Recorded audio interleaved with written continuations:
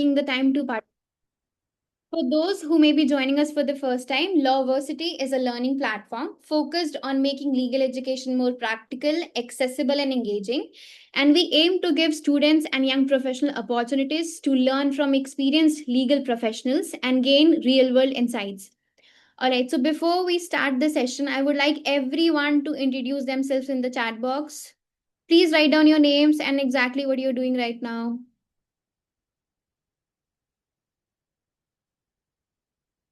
If possible, please switch on your cameras.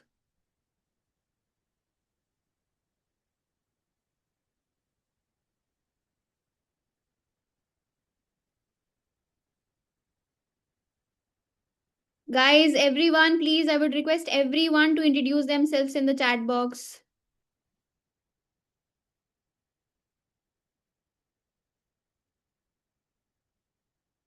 Okay, thank you, Rajesh Shekhar. You're working as a corporate. What about other people? Do you want to introduce yourself? Okay. Muskan is working in the district court.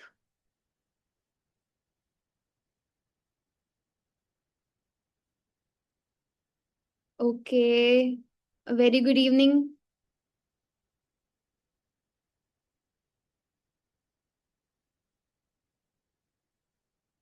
Okay, everyone. Um, Now it's my pleasure to introduce our special guest for today's session, Advocate Purnima Singh Pawar. She's currently working as a legal consultant with the Department of Promotion of Industry and Internal Trade, Ministry of Commerce. With her experience in law and public policy, she brings valuable practical knowledge and insights to today's masterclass on public policy and law. And we are very happy to have us with today. And with that, I would like to hand over the session to Purnima ma'am. Over to you, Purnima ma'am. Okay, thank you.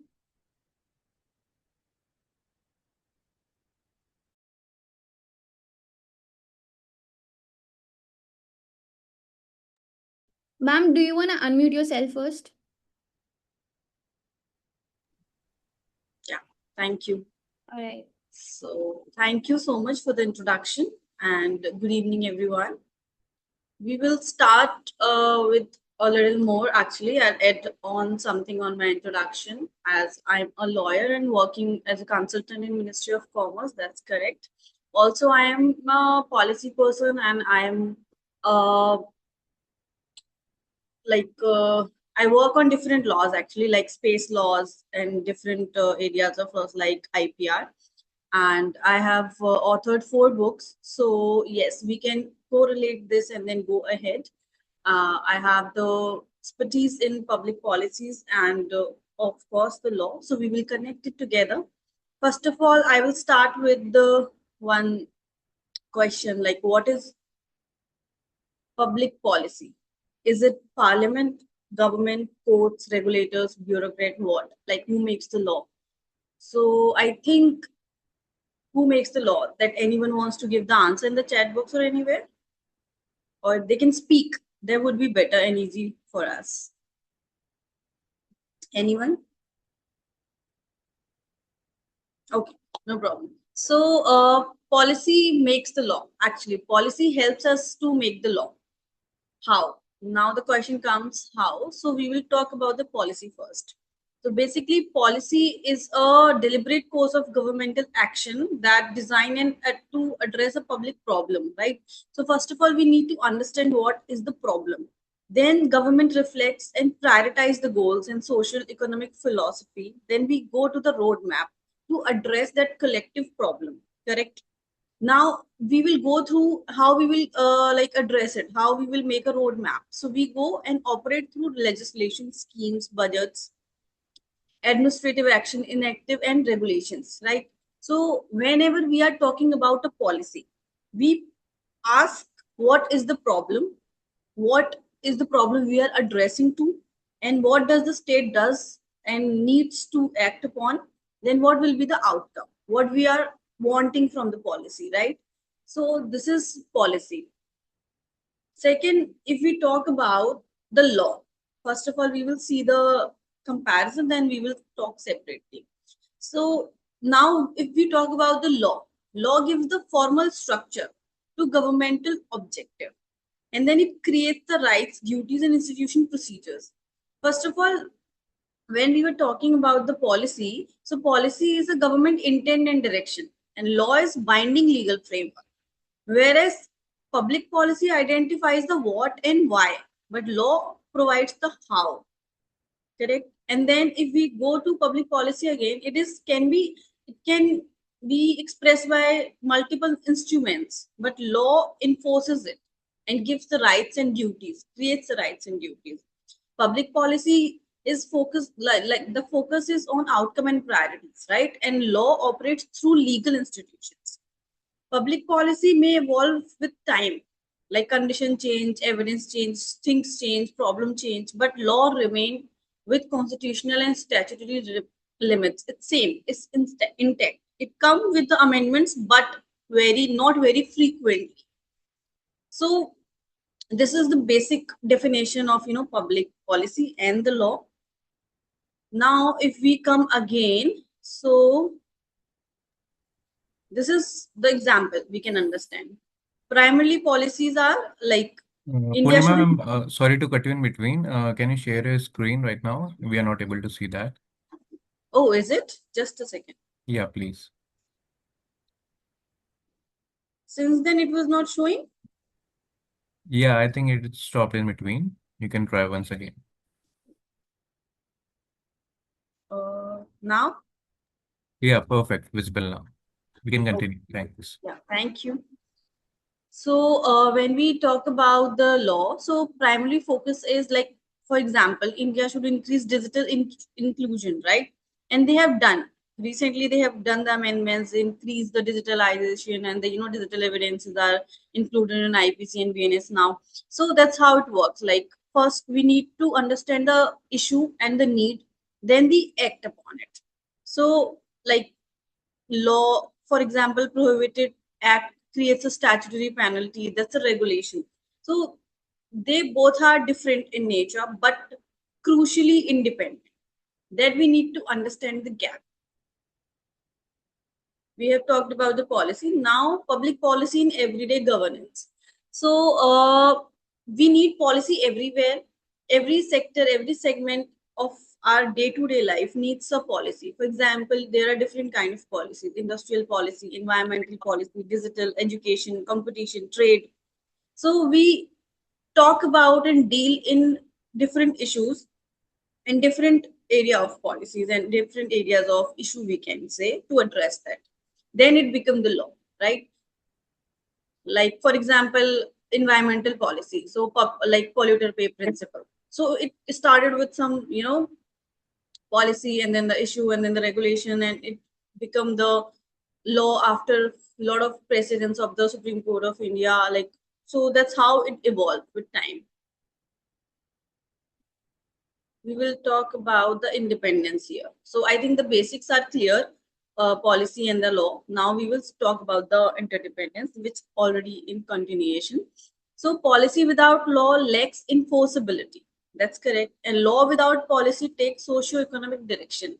So we have to understand policy, because policy tells us where the state wants to go, and law provide legal mechanism for getting there. This is what we were talking about. Correct. And now, if we talk about the judiciary, when it comes into the picture. So, first of all, there is a social issue. Then the political agenda comes, like how we will work upon it. Then policy comes into the picture in existence. Then legislative bill comes. After that, judicial interpretation comes to the place, because they review it, they defer it, and they analyze it. That's how judicial interpretation come at the last stage once it is made. So a policy idea become meaningful only when institution can implement it, enforce it, and review. So that's the last and crucial, most important step of a policy making. This is an interactive exercise. Anyone can also think about it and talk about it and discuss into their mind, or they can speak whatever they want. For example, AI generated. Like these days, AI generated data is everywhere. Everyone is using it. So AI generated misinformation is increasing and affecting elections, business, and individual. Now, this is a hypothetical situation and an issue. how will you talk about if somebody is asking you to make a policy on this? So you will, first of all, you will analyze a social problem. Okay, right, this is the problem which is affecting the society at large these days. Then what outcome should government achieve? Then what should be the public policy be? Then do we need a new law or existing law regulation respond, or we have to amend it, or we need something additional regulation or anything? Then why should implement or regulate? Which constitutional rights or interests should could be affected? This is also very important that whenever we are making any policy, then the fundamental right, directive principle, and constitutional rights should not be violated or hampered at any cost. Because public policy may be a legal, legally fine, but the purpose behind it should also be a legal, right? It should be legitimate. Constitutional rights should be maintained while making a policy. Now we will just have a little glimpse on the history, how it evolved, and whether we were focusing on the policy making in earlier ages or not, right? So if we talk about ancient and classical roots, then Cautil's Arthashastra. Since then, we are using high class and very good policy making in India, because governance history involved that time like statecraftship, taxation, administration, eco management, justice, and public order. So it is clearly identified by our old sources and by all the history documents in our India, like Arthashastra as an important illustration of every Indian statecraft and legal administration. They were focusing on their like relationship between the governance, economic, and law. So basically, it is not new. The concept is not new. The new is the complexity of the modern regulatory state. Every time new issues come, complexity increase, modernization comes. So we have to work on policy with the different aspect, different mindset, different analysis. So that's why we have to analyze all the things like with time and parallelly with all the other aspects of law, right? And then second, we will go to the next step, the colonial paradigm, right? So there it was the focus on extraction, and it was centrally controlled completely. Law and order was made, but it was very specific. So there were less participatory social welfare because it was centralized. And colonial laws were often designed around the requirements of administration and control only. After independence, India had to rethink the soul of the state. And the next chapter starts there, that we called post independence India. And after post independence India, like it started with the heavy model, and social welfare came into the picture, and everybody was thinking about that, and they started, the government worked on big things, like they have introduced 5-year plan, which was for structured economic and social development. Then state led development, like for growth purpose, they introduced public sectors, because state owned industries and enterprises could help the economic growth of the nation, and then could provide the resources. Licensing and regulation, economic planning, law plus policy, it introduced in independence, and the government has really done a lot for that. Now, why the interference of the government or the state was required, and they have done it heavily? Because they had to address the poverty. They had to bring the industrialization into India. They had to allocate the resources to everyone. They had to do the economic development and provide the economic equality. That's the reason they had like done the steps to make it effective for everyone, and the policy were made accordingly. Now, the state assumed a central role in directing economic development using planning, public enterprise, licensing, regulation, and legislation as tool of nation building. So we can say, in short, that they was building the nation by bringing a lot of policies, by addressing every area and every issue which was relating to the growth, economic growth, and social development of India at that time, because it was really needed. And after that, like till present, it's rising in every manner regulatory states and a changed role of the state. So I think the market has come from command and control to direct state intervention for making licensing and extensive regulations. And if I give some example, we have separate entities, institutions like SEBI, Security Exchange Board of India, which deals with the securities and capital market, then Telecom Regulatory Authority, Competition Commission. Every institution deal with particular area, so they can focus on that and work on that and provide the best to the society. And now the question comes, why we need the regulators? Because we have to maintain the fair competition in, we have to maintain market integrity, we have to work on the consumer and public interest, we have to see sectoral oversight specifically. So to give the very much importance for to every area, we have segregated it. Otherwise so delegation of power comes, and it increase the productivity and it increase the equality. And every lawyer, now I would say, this is for the lawyers, that modern lawyers need to understand regulators, not merely the courts. You have to think widely, right? So we have 3 tiers in that case: statutory framework, delegation, delegated legislation, and institutional governance. What is statutory framework? That is passed by parliament or state legislature, right? Delegation is operational detail and are a major part of implementation. Then institutional governance. Yeah, anyone? Someone is saying something?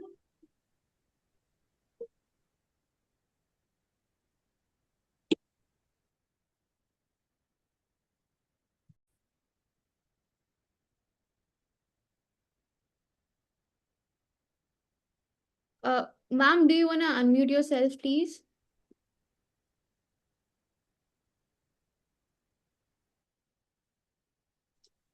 Why is this changing by itself? I don't understand. I'm sorry for the interruption. Please continue. Yeah, no.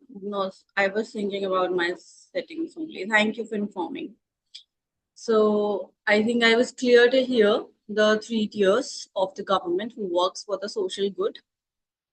And ultimately, we have already discussed, but we will put more light on this, the constitutional baseline.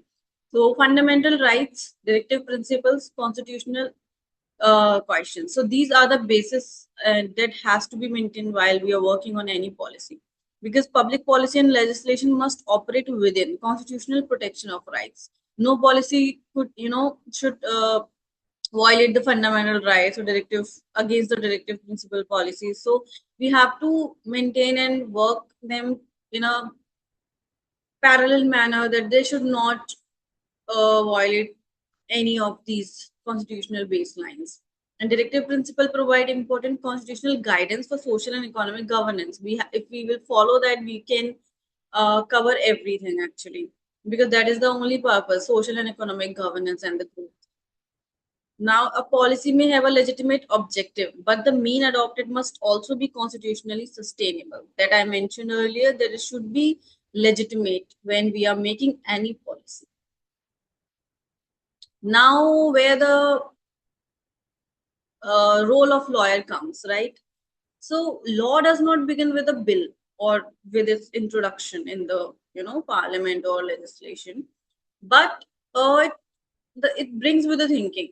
And who are the thinkers? We are the thinkers. Lawyers are the thinkers. So legal thinking can begin much earlier, and we have to identify the problem in an existing legal framework, research comparative approach, and like regulatory consequences, consult a stakeholder, draft clear provisions, basically test them for ambiguity, enforceability, constitutional validity, and we have to take the reviews, feedbacks, and translate socio-economic objective into workable legal text.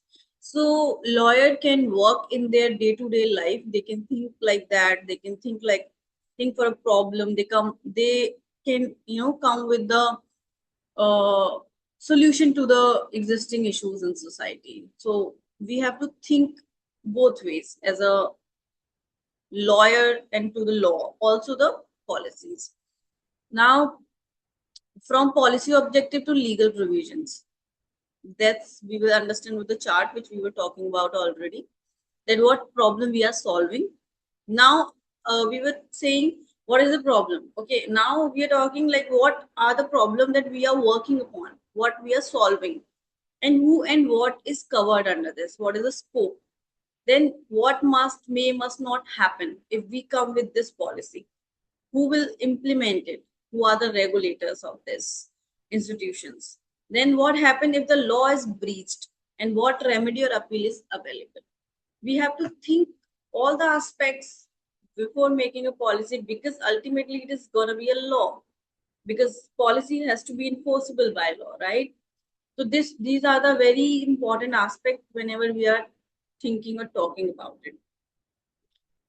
Drafting challenge, obviously we have to work with responsible AI, because policy objective is like encourage is responsible AI while protecting innovation and individual rights. So we have these days AI is everywhere, and we have to work like a responsible lawyer and use the responsible AI to introduce it or draft any policy.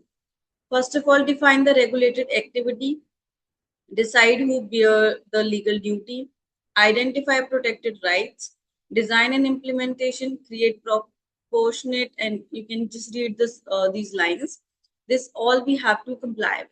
Anyone have any question, they can ask and they can interrupt. That's not an issue.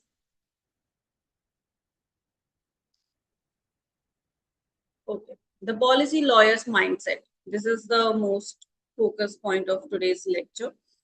So, what you have to think like a lawyer.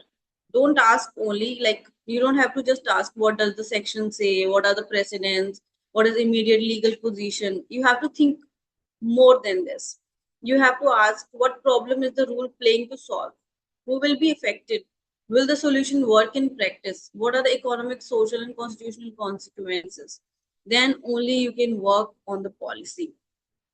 And this is for the lawyer where they can work in policy, like because there must be a lot of students in the session today, and they must be thinking how we can work in this field. So who are the people and who are the institutions where you can go? So policy consultancies and think tanks, like where policy research are being done, legislative analysis and regulatory research work are being done. There you can approach government and regulatory affairs. Obviously, all the ministries, regulators, industry association, corporate policy teams, they need the policy lawyers. Strategic litigation, constitutional, environmental, administrative, public policy matters. These are the areas that you can get the expertise in and work in these fields. Then corporate and regulatory legal compliance is government interference, jahan pe hota hai, wherever the government interference is there. Sector regulations are there, public advisory is there. You can go to those, organizations like government, PSUs, Big Four, EY, Deloitte, and because they work with government, right? They give the consultation to them. So, research institutes, there are a lot of research institutions, and you can really make a change. And in by doing public policy plus law, because law is different when it merge and combine with the policy, it becomes huge, and that you can change a lot. You can come with very good things for the society.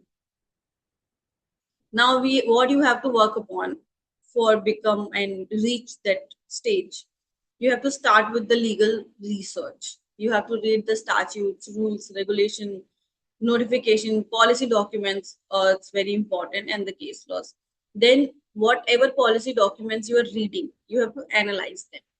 That what was the problem, what was the objective, what are the alternative and implementation.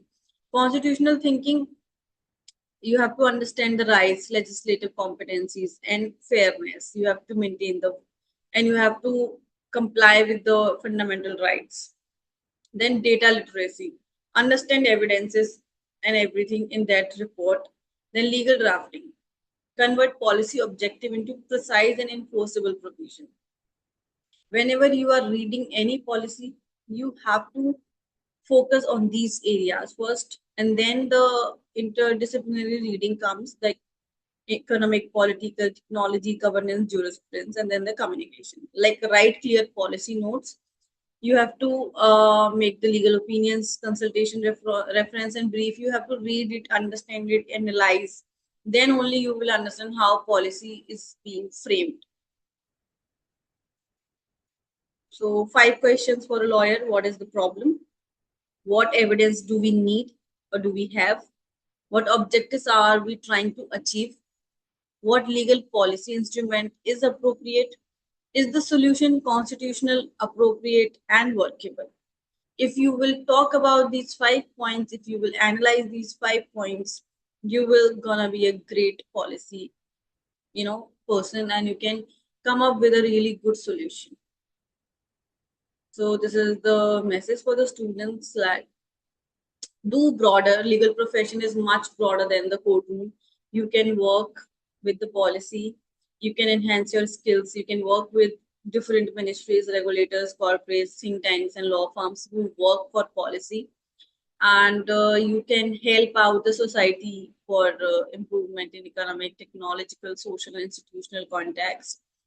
And I think we will give to the people now that we can have their question and I can address it, because I think I have given a very wide, understanding of it. So if anyone has the question, they can come up with that.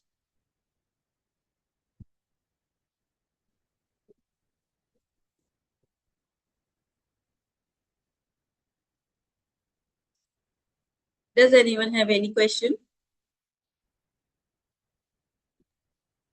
Guys, please write down your questions in the chat box.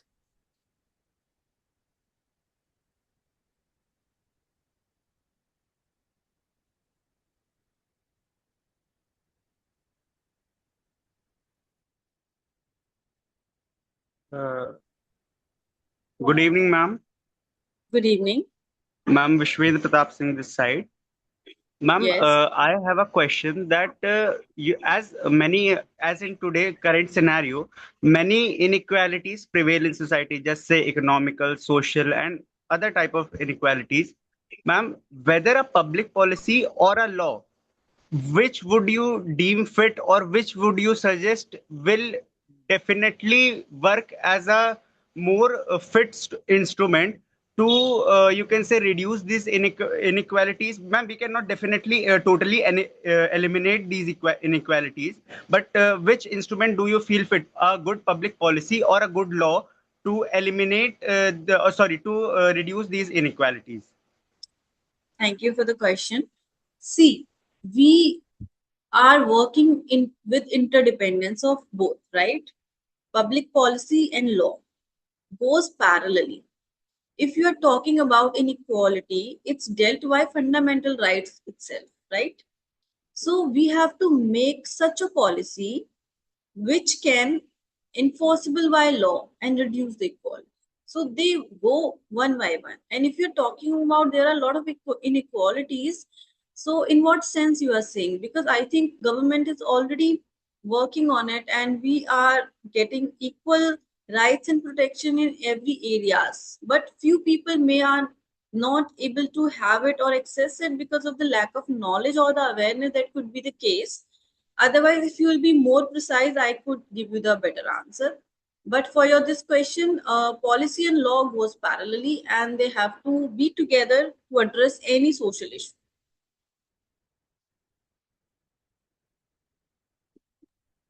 Okay, ma'am. Thank you. Yeah. Anyone else?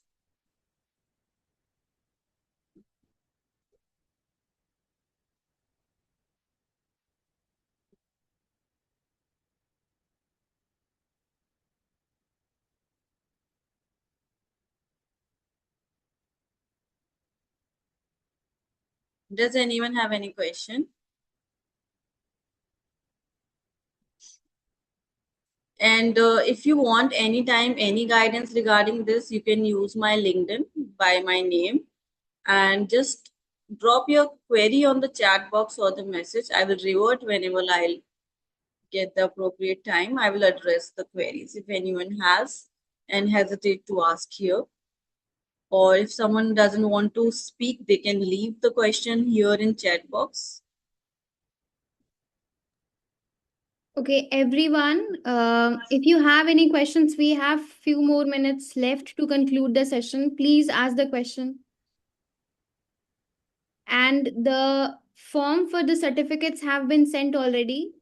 Please fill out the forms to have the certificate.